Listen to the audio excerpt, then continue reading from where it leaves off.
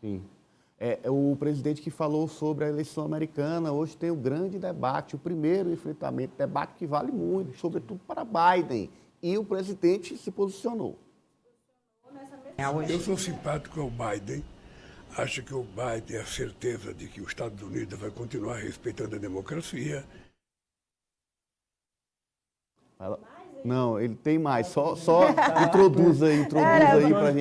Calma, João, deixa só ela trazer só o pra tema. gente, Vai lá, ele foi questionado justamente sobre a torcida, se ele tinha de fato uma preferência, né? E se ele acha que o processo eleitoral nos Estados Unidos, uma eventual vitória de Donald Trump, poderia afetar o clima aqui no Brasil, e ele confirmou que sim, está torcendo pelo Biden. Vamos ver. Eu sou simpático ao Biden. Acho que o Biden tem a certeza de que os Estados Unidos vai continuar respeitando a democracia. O Trump já deu aquela demonstração quando ele invadiu o Capitólio, que não é uma coisa correta de se fazer. Ele fez lá um pouco que tentou fazer aqui no Brasil com o golpe de 8 de janeiro.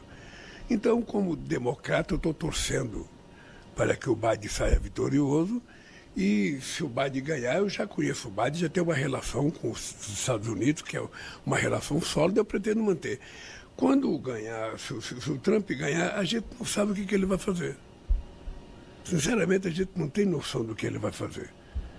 Porque ele fala muito, ele chegou a dizer que se algum país quiser escapar do dólar como moeda de referência comercial, que ele vai punir o país.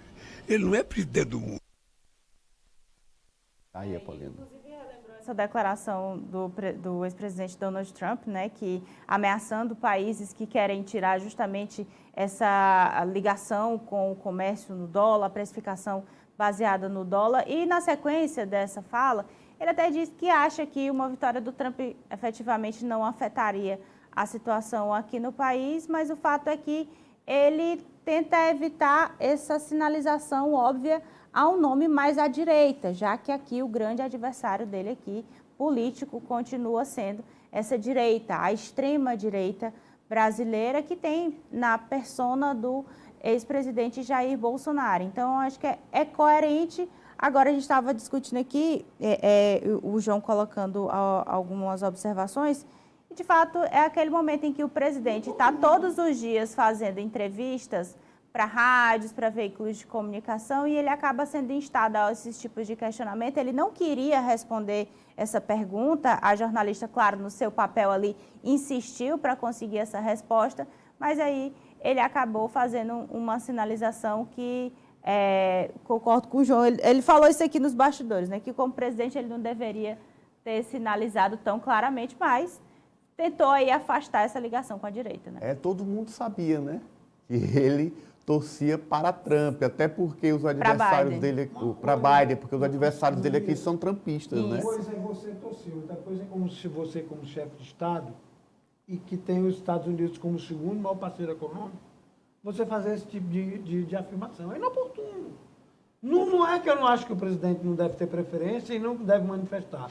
Mas você está no momento, você está numa crise com o presidente do Banco Central, que todo dia você bota ele lá no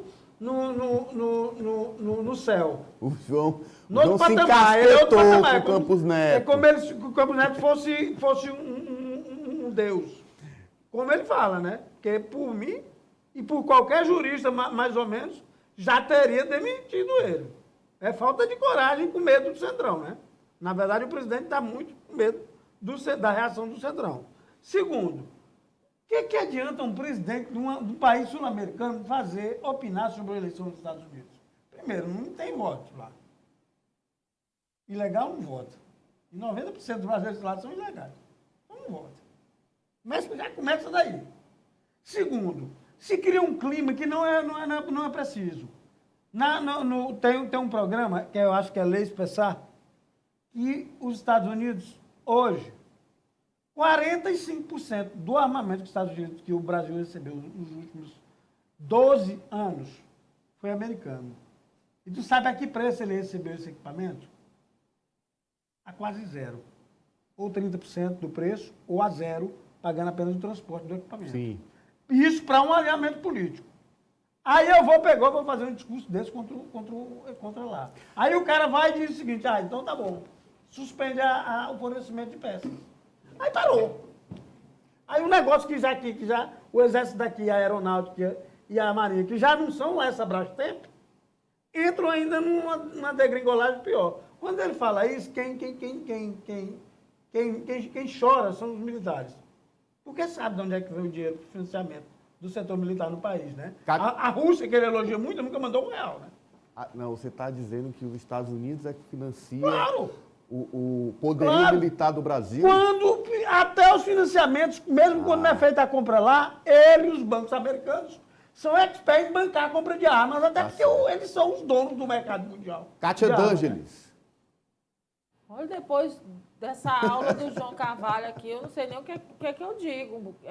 Realmente é complicado. Eu concordo com a Poliana de estar todo dia na mídia, falando sobre os mesmos temas.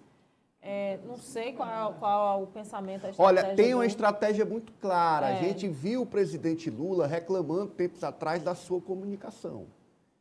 Abertamente, publicamente. O presidente está claramente fazendo uma andança pelo país. Já esteve na região Nordeste, vai para a região Centro-Oeste, na região Sudeste até chegar ao Sul. Nesses estados, ele está apostando o quê? Nas entrevistas para as rádios locais. Aqui no Piauí, concedeu entrevista para a Rede Meio, no Maranhão para Mirante, e assim por diante. Para se aproximar do seu público, para se aproximar do seu eleitorado, para se aproximar dos brasileiros, porque a gente sabe a força que o rádio tem nos municípios, as pessoas que têm o costume de se informar através do rádio. É uma novidade. E você acha que não é válida, Kátia? Não é que não seja válida. Eu acho que os assuntos, os temas, ele tem que falar sobre a eleição norte-americana, mas acho que estimular a beligerância que já existe não é a melhor ação a se fazer. Porque amanhã ou depois o Trump vence essas eleições, ele vai ter que sentar e conversar como chefe de Estado, vai ter que parabenizar, vai ter que, enfim... Mas vai fazer isso. Mas mesmo assim... Kátia, vai fazer isso. E ainda tem outra coisa, a questão interna do país. Ele se elegeu falando em acabar com polarização, com as famílias... O discurso dele, aliás, no dia 1º, quando tomou posse, que as famílias se sentassem novamente, e etc. E sabe que existe aqui no Brasil, e que existe esse abraço, ali da extrema-direita, do bolsonarismo com o Trump. Não sei, me parece um cálculo errado. Deixa eu ouvir o Alessio. Só para rapidinho. Inteligência emocional na hora da entrevista. Ele tem que conduzir para os temas que ele tem interesse. E ele acaba, assim, a gente está falando aqui da análise do lado do político. Claro que o jornalista vai fomentar aquele tema, mas ele tem que ter inteligência emocional para responder. Alessio. Olha, Nanias, eu acredito nessa tese também da Poliana de que o presidente está falando muito, né? Até porque a gente vê essa participação dele em diversas entrevistas e ele já vem sendo até criticado de que não está mais fazendo atos públicos, atos de pré-campanha, como a gente já vê espalhados por todo o país, e acaba uma hora ou outra, querendo ou não, saindo ali da linha de raciocínio dele, passando para um tema polêmico, como a Poliana até comentou, o jornalista ele tem esse papel mesmo de xingar, de buscar ali o máximo possível de informações, seja ela polêmica ou não, seja ela difícil de responder ou não. Então, eu acredito que o presidente se perde nesse momento, quando ele tenta improvisar, quando ele chega com um discurso sobre uma área específica, sobre um projeto específico, e acaba fugindo daquele tema para poder falar de situações de guerra no exterior. Já teve até confusão também sobre isso. Então, eu acho que não foi oportuno realmente essa fala sobre Donald Trump, mas também, no fundo, a gente sabe que não há uma reconciliação tão amigável quando se fala de Donald Trump, né? Sobretudo quando a gente fala sobre Brasil, que ele tem um aliado muito íntimo, muito próximo, que é o ex-presidente Jair Bolsonaro. Muito bem, ó.